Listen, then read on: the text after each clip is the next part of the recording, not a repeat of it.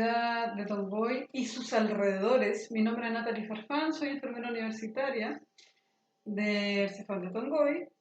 A continuación voy a pasar a hablarles sobre el accidente cerebrovascular y sus dos tipos, el accidente cerebrovascular isquémico e hemorrágico, más el infarto agudo al miocardio.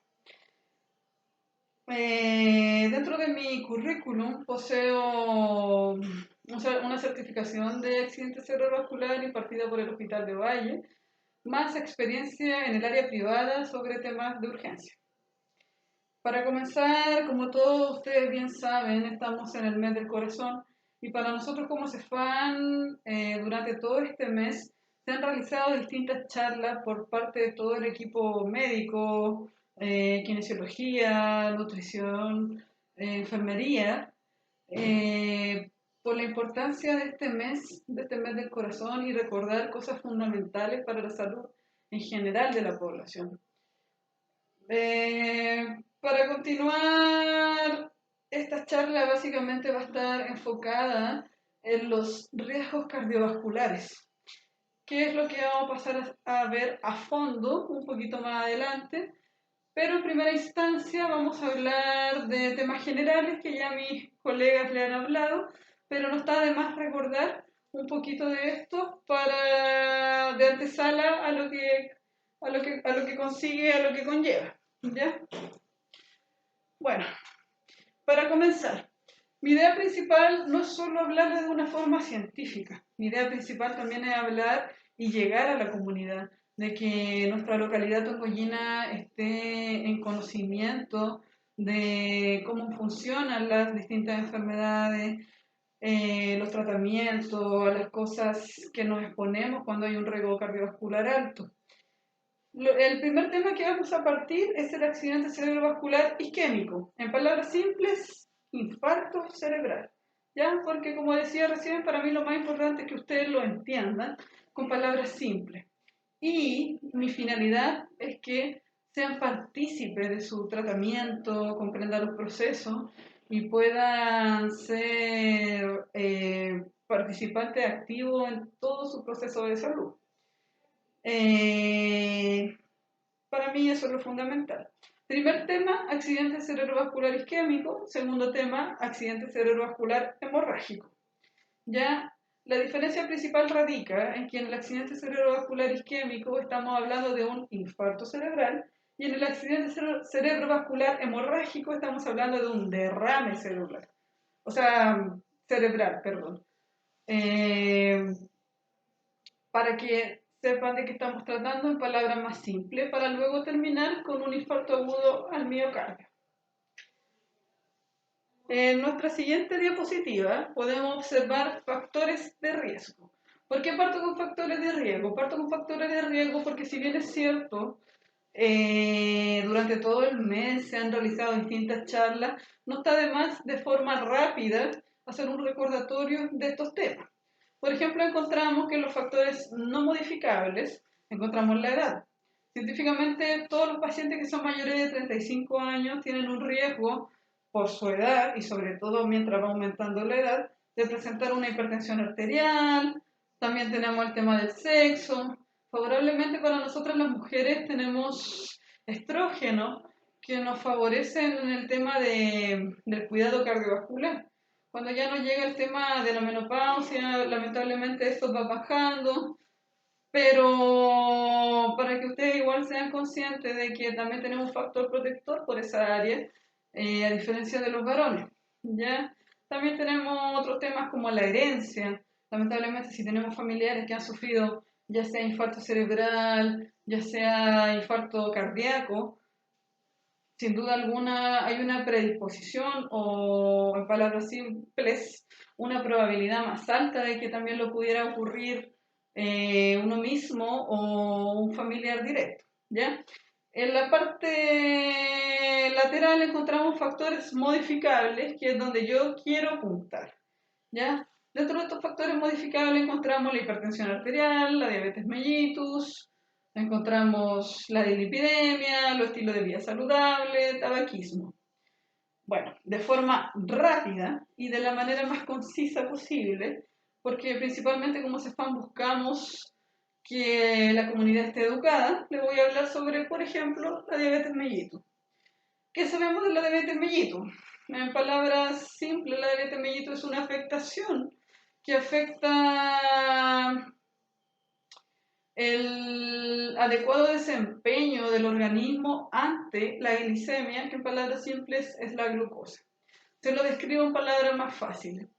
Cuando nosotros consumimos un alimento, todos sabemos que esta alimentación es para sobrevivir, es para pensar mejor, cuando nos comemos un chocolate, cuando nos comemos un almuerzo. ¿Por qué? Porque la alimentación tiene nutrientes, tiene minerales, tiene muchas cosas y entre todas azúcar. La célula, para poder estar funcional, cualquier célula del cuerpo necesita azúcar. Entonces, lo que ocurre es lo siguiente. Nosotros consumimos un alimento, supongamos un almuerzo promedio, entra a la guatita, ¿cierto? Se descompone en distintos tipos de nutrientes, pero en el caso de la diabetes mellitus tipo 2, se descompone principalmente en glucosa, que en palabras simples es azúcar. ¿Qué ocurre con esto? La problemática del paciente diabético es que al entrar esta azúcar a la guatita, el torrente sanguíneo transporta el azúcar y lleva un poquito de azúcar a todos los órganos, a los riñones, al corazón, al cerebro. Pero ¿qué pasa con el paciente diabético? Lo que ocurre con el paciente diabético es que el azúcar queda dando vueltas en la sangre. Por eso, muchos pacientes que nos puedan estar escuchando en este momento se van a pinchar un dedito y van a notar que tienen 400, 500 de azúcar, o sea, está súper elevada, porque se mantuvo en la sangre y no entró donde tenía que entrar, que en este caso son a los órganos vitales o los órganos en general. Entonces, esta situación de mantener el azúcar dando vuelta tanto tiempo provoca dos tipos de riesgos rápidos o agudos y riesgos más crónicos o con el tiempo. Dentro de los riesgos agudos tenemos que una baja de azúcar muy considerable, hablamos menor a 50, 40, 30, podría provocar un paro cardiorrespiratorio. Nosotros como funcionarios de salud, cuando encontramos un paciente con paro cardíaco, le tomamos un hemoglucotest. Es decir, le tomamos el azúcar en sangre.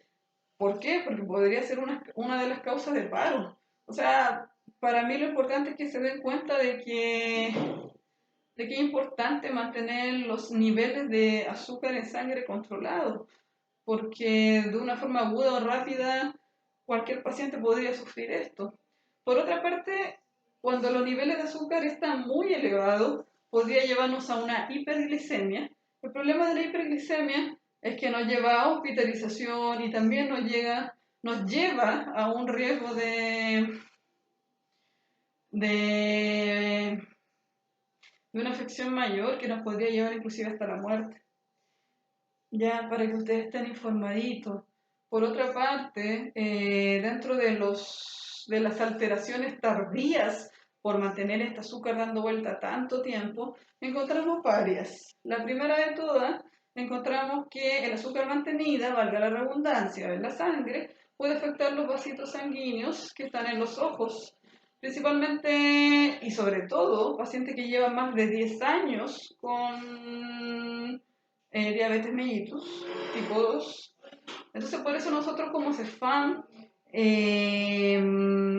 coordinamos una vez al año un fondo de ojos, ya, porque el paciente a las finales, si no tiene un tratamiento, podría llegar inclusive a la severa. Por eso es importante pesquisar, se le pregunta al paciente, ve manchas negras, ve descoloración de colores, valga la redundancia, para que nosotros igual podamos pesquisar qué tan grave podría ser su alteración visual. Por eso nuestro CEFAM provee de fondo de ojos.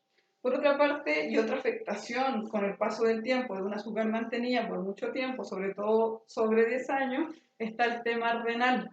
Por eso es importantísimo que el paciente diabético cada 6 meses esté realizando exámenes de sangre, ¿Por qué? Porque ahí podemos ver la función renal y que ésta se encuentra de forma adecuada. Otra de las afectaciones de la diabetes mantenida en sangre es la afectación de la parte nerviosa, en palabras simples. Yo sé que todo el mundo, y probablemente la mayoría, ha escuchado del famoso pie diabético. En relación a eso, educarnos lo siguiente. Pie diabético ocurre porque el azúcar mantenido en sangre, valga la redundancia, tanto tiempo, lo que genera es una falta de sensibilidad, principalmente en los pies, pero también en las manos en un menor porcentaje. Entonces, ¿qué ocurre? El paciente pierde la sensibilidad, por eso nosotros en el área de enfermería realizamos un examen por lo menos una vez al año para evaluar ciertos parámetros como lo son sensibilidad superficial, sensibilidad profunda, es decir, por ejemplo, pucha, Dios no quiera, un pacientito con diabetes de muchos años perdió la sensibilidad de un dedito. Es como que se cortara un nervio, en palabras simples. Entonces no siente, a lo mejor ni siquiera se da cuenta. Entonces, por eso nosotros realizamos este examen. ¿Por qué? Porque supongamos que un dedito gordo no siente, pero le informamos al paciente para que se cuide más ese dedito gordo.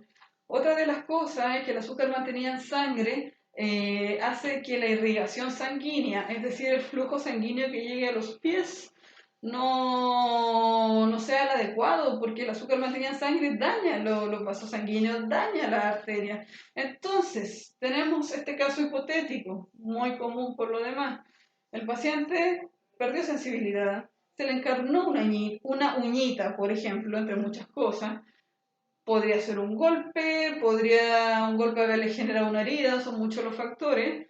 Y al perder la sensibilidad, o un caso específico, se le encarnó una uñita. Se le encarnó la uñita, se le generó una herida, no se dio cuenta, pasaron varios días, a lo mejor es un adulto mayor que no puede llegar solito a observarse bien los pies. Entonces, como el azúcar afecta los vasos sanguíneos, la irrigación hacia los pies, es decir, la sangre que llega hacia los pies tampoco es la adecuada. Entonces, si tenemos una herida y no tenemos sangre que cierre la herida, esta avanza hasta llegar al riesgo máximo de amputación. Entonces nosotros como CEFAM lo que recomendamos es que usted se realice el control de riesgo de ulceración de pie diabético por lo menos una vez al año. El área de enfermería es quien determina si es una vez al año, cada 6 meses, cada 3 meses, y en un riesgo máximo, en un plazo mínimo. También nosotros disponemos de un examen que se llama índice tobillo-brazo, el cual mide de forma más profunda todo esto y si es necesario hacer una interconsulta para derivar al sistema hospitalario para un manejo por cirujano vascular y todo lo que sea necesario, también nosotros disponemos de eso. Entonces usted entenderá que las afecciones por diabetes mellitus son un tema importante, un tema que no podemos dejar pasar porque nos sentimos bien. O sea, tenemos que mantenernos controlados a través de los exámenes de sangre cada 6 meses. Usted tiene derecho a eso por pertenecer al programa cardiovascular. Informarle también a nuestra comunidad que hay un parámetro sanguíneo que se llama hemoglobina glicosilada. Al paciente diabético, al paciente diabético, lo que se le pide es que ojalá esté menor a 7. Entonces, si está menor a 7, todas estas alteraciones que yo le acabo de comentar disminuyen considerablemente y no siguen progresando o deteriorando su parte visual, su parte renal, su parte arterial, su parte nerviosa, que al final en conjunto aumentan el riesgo cardiovascular, que al final es la charla en profundidad que yo voy a realizar, que es el tema que me compete el día de hoy. En relación a eso, importantísimo, 3 pilares. Y probablemente durante toda esta charla lo voy a repetir bastantes veces. Esto tiene solución a través de 3 pilares. seguir el tratamiento médico, ya sea con pastillas, es decir, comprimidos orales, nutricionista, porque acabamos de aprender que esto también tiene que ver con la comida, y también sus controles con el área de enfermería. Fundamental, fundamental para poder tener su glicemia glicosilada o sus niveles de azúcar dentro de los parámetros que esperamos para que no siga avanzando ningún tipo de afección. Por otra parte, tenemos, por ejemplo, la hipertensión. La hipertensión es cuando es una afección en la cual el flujo sanguíneo que llega a las paredes de las arterias es muy elevado, ¿ya? Le voy a dar un ejemplo simple. Por ejemplo, tenemos un jardín en nuestra casa, en la cual tenemos una llave para conectar una manguera, ¿cierto? Para regar nuestro jardín. En el caso de la hipertensión arterial, por ejemplo, abrimos mucho esta llave, pero tenemos una manguera delgadita o una manguera de no muy buena calidad. La conectamos, regamos las plantitas, la primera vez nos va a funcionar bien, pero con el paso del tiempo, esta manguera, porque el flujo de sangre, o sea, el flujo de agua en este caso para regar es muy alto, que ahí se hace la analogía con la sangre, eh, como el flujo es muy alto, eh, esta manguera, ¿cierto? Se empieza a deformar. Esta manguera para regar se empieza a deformar, eh, ya se empieza a dilatar en algunas partes de las paredes de la misma manguera, que ocurre lo mismo con la arteria. Se empieza esta arteria a descascarar por dentro. ¿Por qué? Porque le estamos dando mucho flujo de agua, que es la analogía que le hago en este momento, y va a funcionar, pero se va a empezar a deteriorar esa manguera porque el flujo es demasiado alto. Lo mismo ocurre con la hipertensión arterial. O sea, el flujo es demasiado alto. Al ser demasiado alto, el flujo de sangre que llega a cada organismo es demasiado potente. La arteria se empieza a descascarar por dentro, se empieza a deformar. Entonces, ¿qué pasa con eso? Lo que ocurre es que si el paciente es dilipidémico, que en palabras simples tiene colesterol alto, el colesterol aprovecha y se mete en esta descascaración de la arteria y se acumula ahí. En el momento usted puede que no sienta nada, pero con el paso del tiempo, la arteria tiene un poquito de colesterol que, en palabras simples, es igual que tener una ollita en la casa, un sartén, mejor dicho, donde hicimos fritura, donde hicimos distintas cosas y no lavamos este sartén. No sé si usted habrá notado que queda como una grasita blanca en ese sartén. Eso mismo es lo que se junta en las arterias. Entonces, el vaso sanguíneo lo empieza a tapar, lo empieza a tapar. Y el tema es que al taparlo, pueden pasar años donde podemos llegar a una oclusión o un tapamiento completo de esa arteria. ¿Cuál es el problema? Que la sangre transporta oxígeno, que la sangre transporta nutrientes para los distintos órganos. Entonces, cuando se nos tapa esta arteria, empiezan los problemas mayores.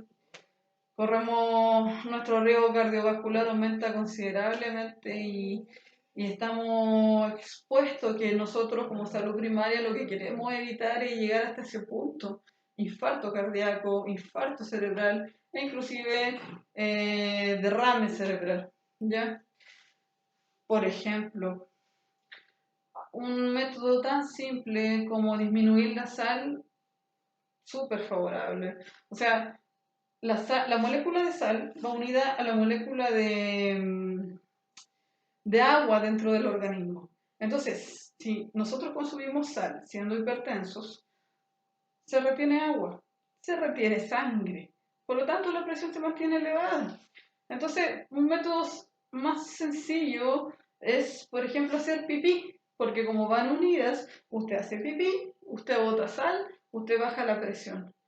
Por ejemplo, que todo eso y en mucha más profundidad nuestras nutricionistas la aconsejan, por eso valorable totalmente la labor de una nutricionista, de usted acceder también a sus horas con nutricionista, porque le va a enseñar, aparte del tratamiento farmacológico que debe ser al pie de la letra, a una alimentación saludable, porque ya entendimos que la comida tiene que ver con el azúcar, que los alimentos altos en grasa, en colesterol, nos tapan la arteria y también que la hipertensión se puede controlar a través de ciertos alimentos.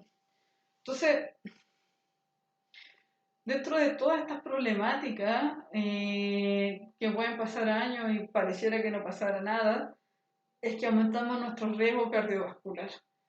Y es ahí donde empiezan los problemas, porque se afecta a nuestro corazón, se afecta a nuestro cerebro. Y yo con esta charla, básicamente, y como CEFAM, buscamos de la forma más concisa entregar la información para que usted entienda la importancia de su autocuidado.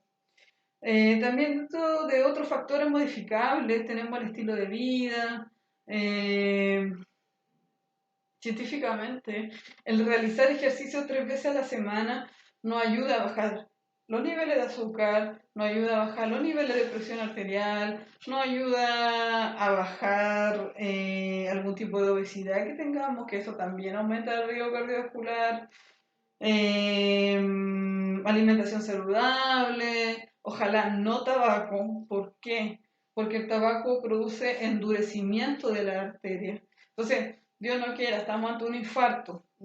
Hay una placa de ateroma, que en palabras simples podríamos hablar de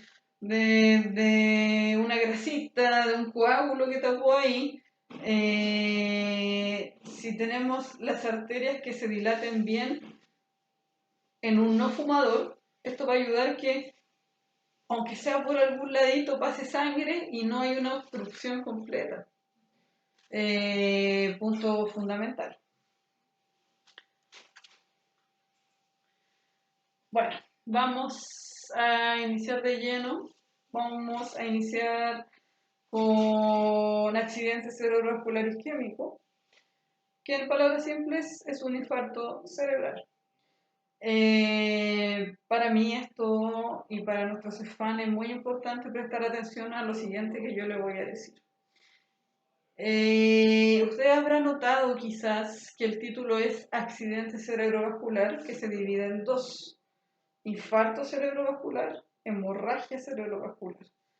Ambos tienen los mismos signos. ¿Cuáles son los signos? Los que usted puede visualizar en la imagen. Por una parte tenemos un paciente que se le solicita sonreír. Si el paciente tiene la caída de alguna comisura labial, sea izquierda o derecha, ya es un punto de una sospecha de que podríamos estar ante un accidente cerebrovascular. Si por otra parte tenemos un paciente que presenta disartria en palabras simples, no modula bien, no se le entiende lo que habla. Nosotros como funcionarios de salud lo que solicitamos es pedirle, por ejemplo, mi caballero, ¿podría decir 3 tristes tigres? Si estamos ante un accidente cerebrovascular, el paciente va a decir 3 tristes tigres, 3. Vamos a notar inmediatamente que no puede hablar de forma clara. Y por otra parte, una hemiplegia o parálisis de algún lado del cuerpo. Se le solicita al paciente que con los ojos cerrados levante ambos brazos. El paciente con los ojos cerrados va a pensar que tiene los 2 brazos levantados, pero en estricto rigor no. ¿Ya? Esa es la forma más simple, es a través de una escala de Cincinnati que es extrahospitalaria. Con uno de esos 3 signos, nosotros tenemos una sospecha fundada de, si no mal estoy, del 87% de que estamos ante un accidente cerebrovascular. Ojo con lo que voy a decir. En el accidente cerebrovascular, ya sea infarto o derrame, son los mismos signos, ¿ya? Lo único que determina si es derrame o infarto es una tomografía axial computarizada, un TAC de cerebro. Es lo único que nos va a demostrar cuál de los dos tipos es, porque los manejos son totalmente diferentes. En relación a esto, para mí también es fundamental lo que voy a pasar a comentarles.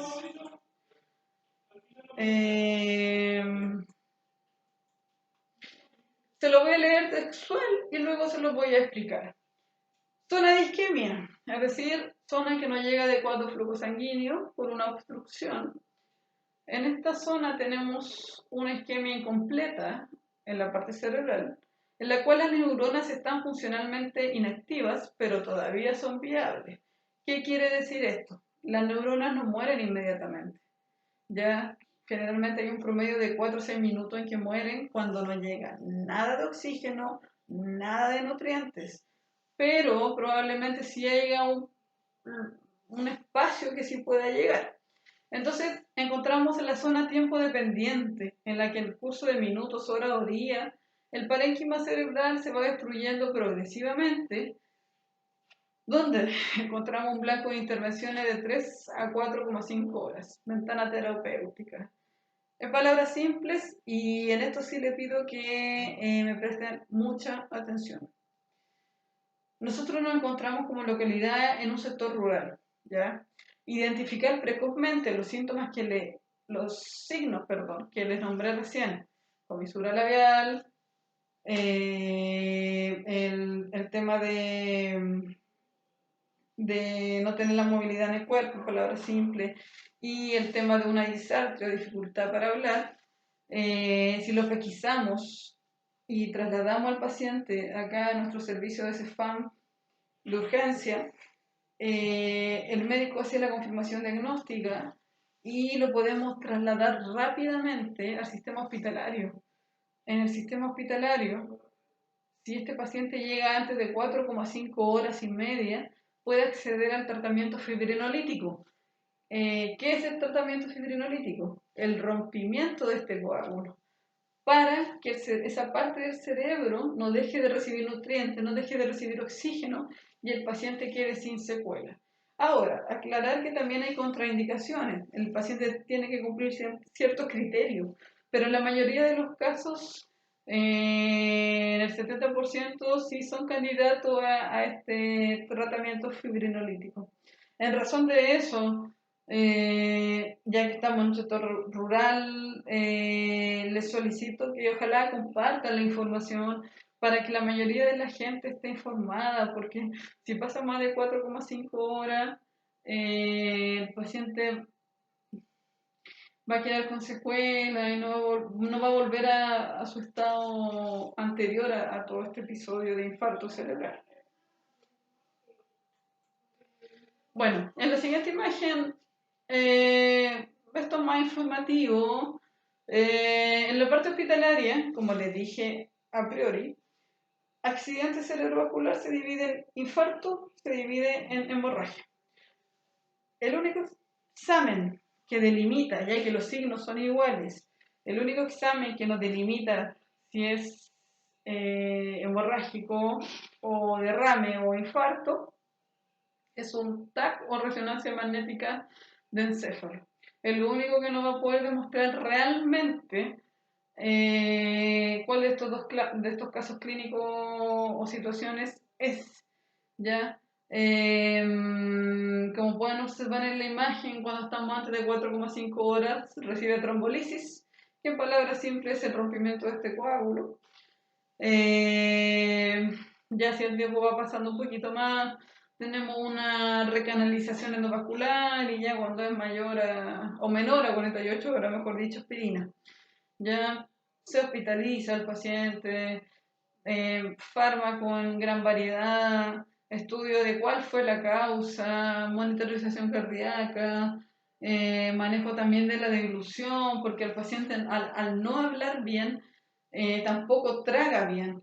Entonces es importante que una fonoaudióloga intrahospitalaria evalúe el tema, porque yo puedo consumir un simple vaso de agua siendo una paciente con un infarto cerebral y en vez de irse al estómago por el esófago se me va a ir a la tráquea y eso aumenta mi riesgo de una neumonía, de una alteración respiratoria. Ahora, si no es el caso, si lamentablemente no se pesquisó a tiempo, si lamentablemente el paciente se acostó a dormir en la noche y 12 horas después se dieron cuenta que estaba con todos los signos que les mostramos al principio, la comisura, la disartria, etc. Eh,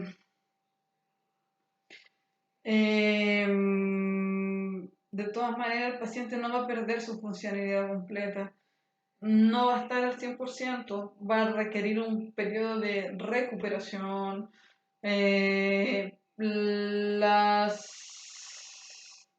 La norma ministerial nos habla de que probablemente dentro de 1 año a 2 años pueda recién recobrar un estado funcional del 80% anterior, o sea que pueda estar hasta el 80% anterior como estuvo antes de presentar esto, ¿ya? Entonces eso es lo que buscamos evitar básicamente. Pero esto es más de algo intrahospitalario, pero para mí, para nuestros fans es importante que también lo manejen. Y vamos a pasar al siguiente tipo de accidente cerebrovascular, que es el hemorrágico, que en palabras simples hablamos de un derrame cerebral. Como pueden observar en la imagen, tenemos una arteria la cual se rompió, se reventó, en palabras simples. Lo favorable es que este tipo de derrame cerebral ocurre en muy poco porcentaje en comparación a un infarto cerebral que ocurre mayoritariamente. Gracias a Dios, por lo menos te ocurre menos. ¿Por qué? Porque tiene peor pronóstico. Tiene grados, se divide del 1 al 4, al 5 si no me equivoco, y entre el grado de daño sea mayor, tiene peor pronóstico, lamentablemente. Ahí por lo general influye la herencia, es decir, tener familiares que hayan pasado por un aneurisma, que es la primera causa de este rompimiento. ¿Qué es un aneurisma? Un aneurisma es cuando tenemos la arteria y se le forma un globito aparte. Entonces este globito está latente y en cualquier momento puede romperse. Pero sin duda también el tema de la hipertensión arterial juega un factor importante en todo esto. Dentro del tratamiento de la hemorragia, encontramos que puede ser a través de una cirugía de emergencia, la cual va a controlar esta hemorragia para que no siga avanzando, para que el sangramiento que ocurre dentro del cerebro no siga presionando el cerebro, para que no haya daño a posteriori. Para hacer estas charlas más didácticas, porque para mí es importante no solo hablar, no solo ver, sino que también tener acceso a videos que puedan ser más aclarativos. A continuación voy a mostrarles un video en relación a esto que es bastante didáctico, cortito, que es bastante bueno y muy informativo.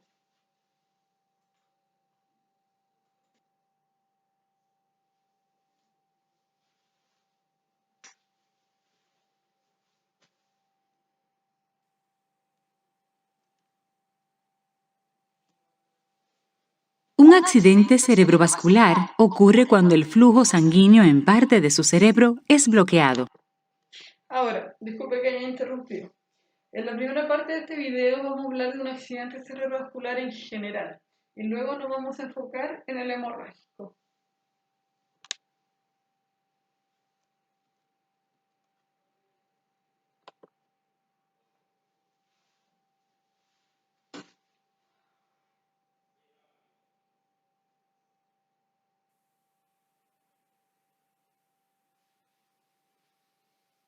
Un accidente cerebrovascular ocurre cuando el flujo sanguíneo en parte de su cerebro es bloqueado.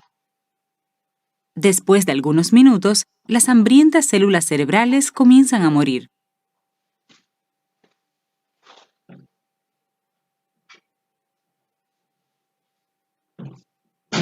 Usualmente, el cerebro recibe sangre mediante dos pares principales de arterias. que se ramifican a través del tejido cerebral y alimentan a sus células cerebrales con un constante flujo de oxígeno, glucosa y nutrientes necesarios para sus funciones.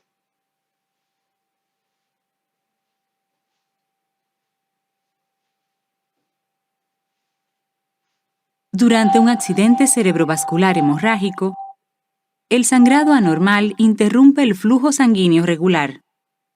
Por ejemplo, en un accidente cerebrovascular hemorrágico,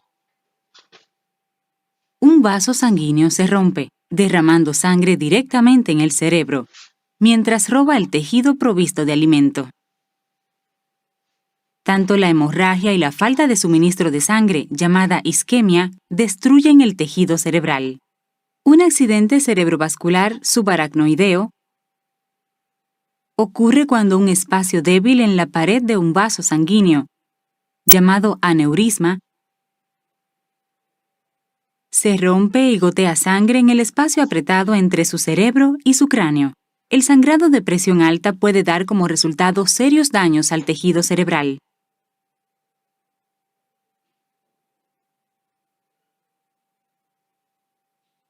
El tratamiento inmediato para su accidente cerebrovascular ayuda a minimizar la lesión a las células cerebrales y la muerte. En el caso de un accidente cerebrovascular hemorrágico, la cirugía de emergencia podría ser necesaria para reparar las arterias dañadas o para reducir la presión de la sangre en su cerebro. Puede que se le dé medicación para ayudar a que el flujo sanguíneo del cerebro se normalice.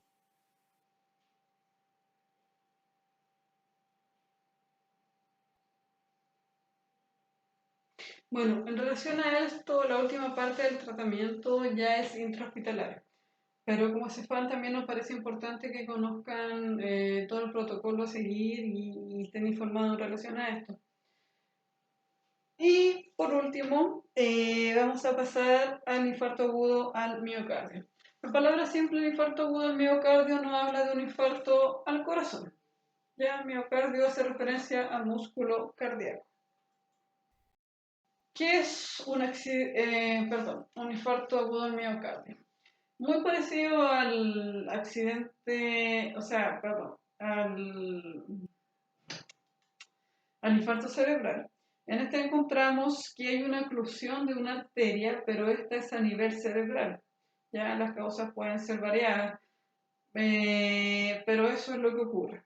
Por ejemplo, en la imagen podemos observar de la arteria, hay una placa aterosclerótica, que es decir, la grasita que les comentaba en palabras lo más simples posible, que obstruye el adecuado flujo sanguíneo en una arteria coronaria, que al final esa arteria daña parte del músculo cardíaco y no, e impide que pase oxígeno, pase nutrientes y con el paso del tiempo muere parte de este tejido.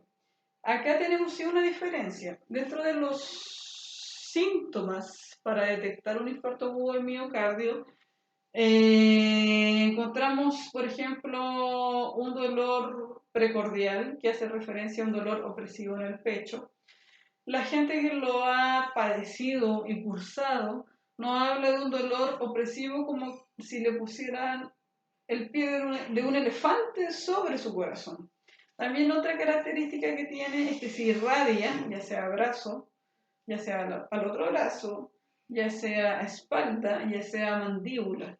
Consideraciones especiales en que los pacientes diabéticos a veces no sienten el dolor en el pecho, sino en la boca del estómago, que se llama epigastrio, ¿ya? Y otra consideración especial es que los adultos mayores a veces no le van a manifestar me duele el pecho, pero sí puede haber un deterioro cognitivo, perdón, es decir, de su parte neurológica, desorientación. También tenemos cansancio, agotamiento, mareo, dolor, calambre en los brazos, sobre todo en el izquierdo, dificultad para respirar, palidez y náusea y vómito.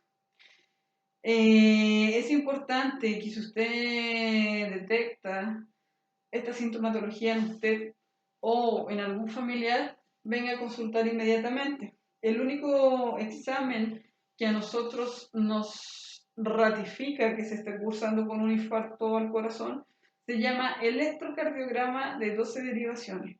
Por eso en el programa cardiovascular lo realizamos una vez al año o SOS si se requiere antes. Ya este examen nos muestra en qué parte del corazón es donde nos llega la irrigación y qué arteria coronaria es la que no está, la que está ocluida o obstruida, que no nos deja el adecuado flujo sanguíneo con oxígeno y nutrientes a esa área.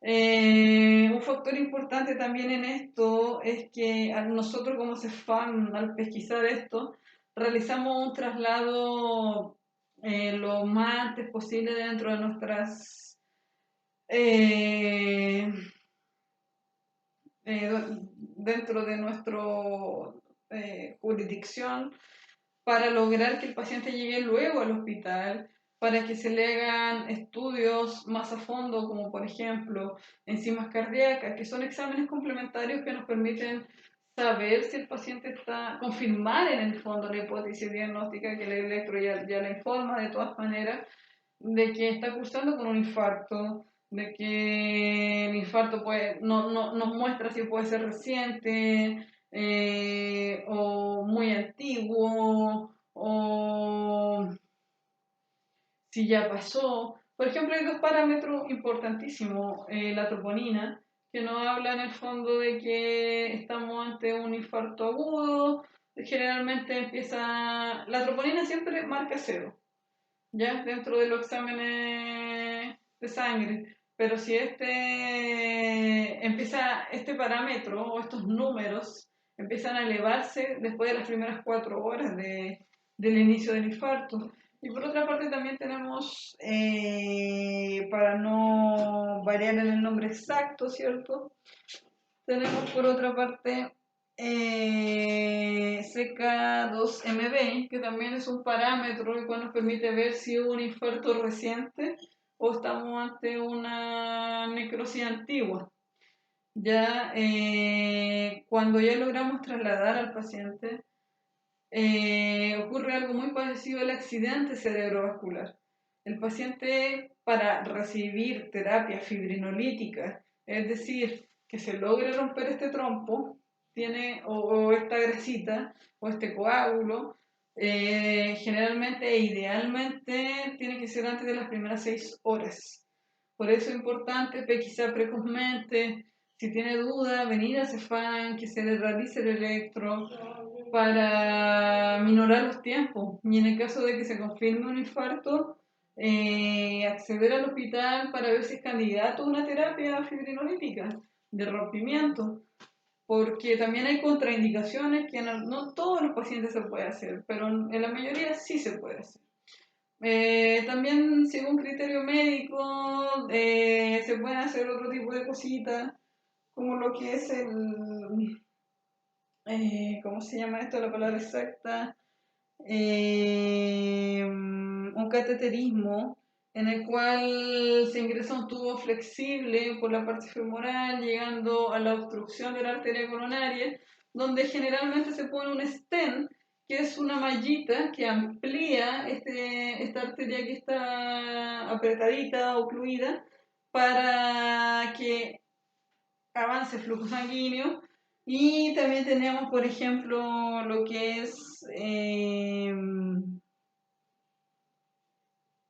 ¿cómo se llama? Bypass coronario, que en el fondo, como ya tenemos una arteria dañadita, lo que hacemos es buscar una arteria sanita que logre llevar el flujo que necesitamos a pesar de esta otra arteria que está dañadita. ¿Ya? Eso sin duda alguna queda a criterio médico, se realizan otro tipo de exámenes como ecocardiograma, cortes de orina en el caso de ser necesario, todo lo que el médico considere necesario, básicamente. Punto importante a seguir tratando.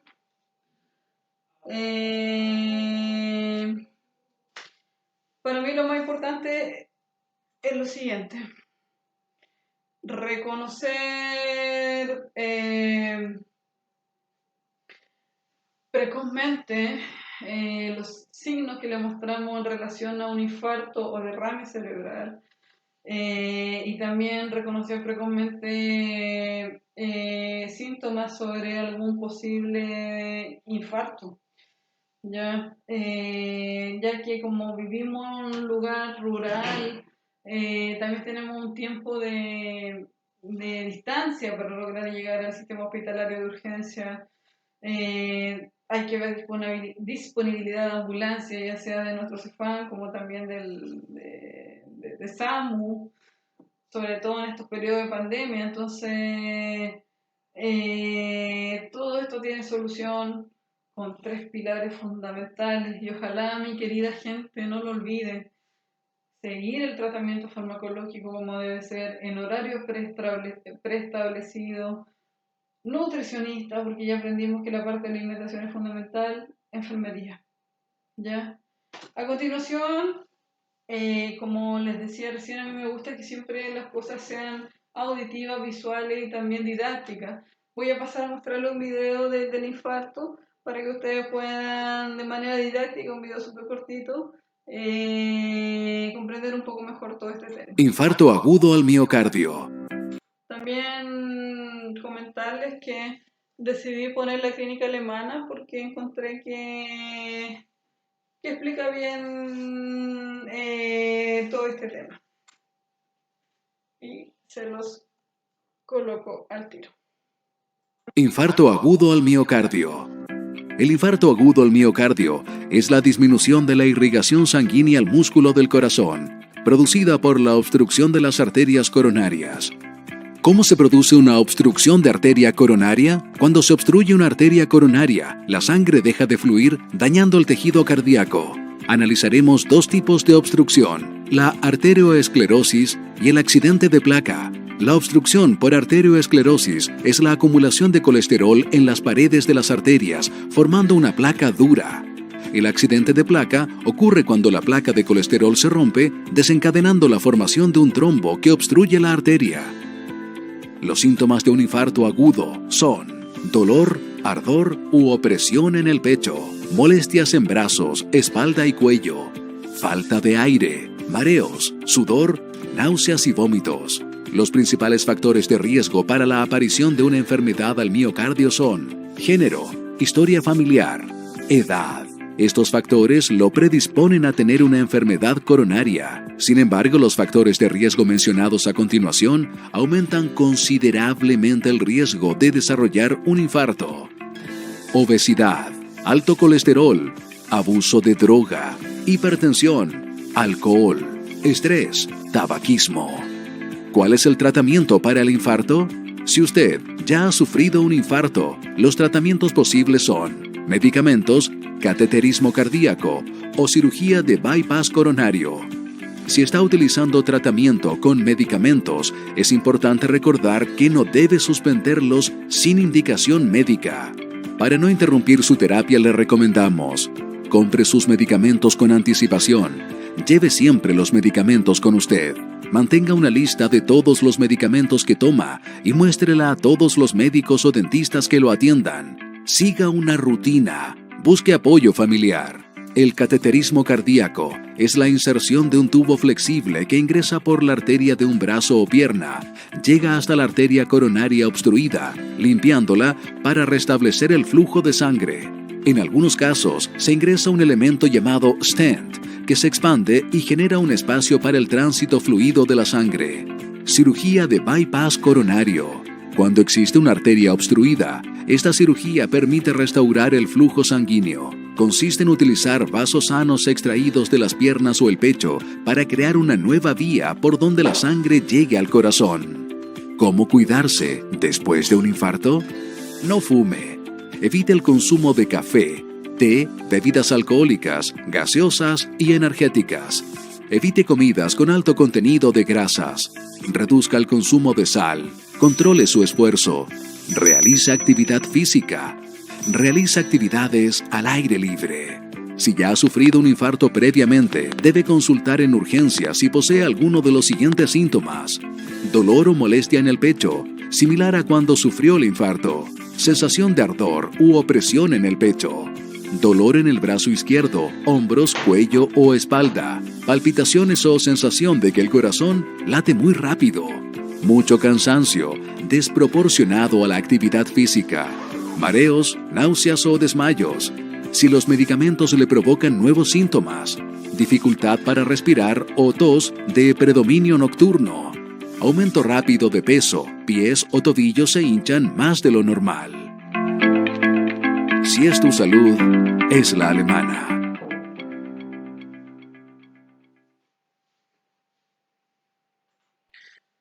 Muy bien. Para terminar, como CESPAN queremos dejar en claro que todas estas son enfermedades que se pueden prevenir, se pueden estancar, por decirlo de alguna forma, y no seguir evolucionando. Tres pilares que ojalá no se lo olviden nunca más. Por favor, mi estimada comunidad, controle de exámenes de sangre cada 6 meses, cuando tenga alguna patología crónica, fondos de ojo una vez al año si es diabético, y el electrocardiograma una vez al año para ver cómo está su corazoncito, porque hipertensión, diabetes, obesidad, colesterol nos lleva a estos riesgos cardiovasculares de los cuales yo acabo de nombrarles. Nutricionista nos ayuda no solo por un tema estético, o sea, sino que también por un tema de disminuir la obesidad que aumenta el riesgo cardiovascular. Ojalá dejar de fumar. Pretendo próximamente hablar sobre una charla de dejar de fumar, de un método muy efectivo. De un libro de un escritor europeo, el cual ha tenido un resultado súper grande científicamente, que me gustaría traspasar con ustedes. Llevar una dieta equilibrada, rica en fruta, verdura, legumbres y cereales. Ejercicio, científicamente, no sé si se lo nombré recién, pero científicamente el realizar ejercicio 3 veces por semana, ojalá 30 minutos, disminuye el azúcar en sangre, mejoran los niveles de presión sanguínea, eh, disminuye el colesterol malo. Entonces, evitar también el consumo de bebidas alcohólicas en exceso. Y sin duda alguna, bueno, evitar el sedentarismo también, pero sin ninguna duda alguna, acudir a su control en el CEFAM. Para nosotros es importante tomar conciencia de esto, de lograr que la esperanza de vida cada vez aumente más, que lleguemos a más adultos mayores funcionales. Y nada, me despido. Mi nombre es Natalie Farfán, soy enfermera del CEFAM de Tanguy. Cualquier consulta puede comunicarse, preguntar por mí, yo con toda la disposición de poder acompañarlo en todo esto. Y si usted es sanito, si no tiene nada, si es joven, contamos con el examen de medicina preventiva, en el cual podemos pesquisar precozmente alguna enfermedad crónica o algún inicio de esta antes de que ésta se desarrolle. Muchas gracias por su atención, espero volver a verlos pronto. Tengo pendiente una charla de tabaco y nada, feliz de haber podido compartir a través de, aunque sea una plataforma, pero hoy en día pandemia y el medio más masivo para llegar a muchos lugares. Si pueden compartir esto, agradecida, porque esto nos ayuda a todos como comunidad.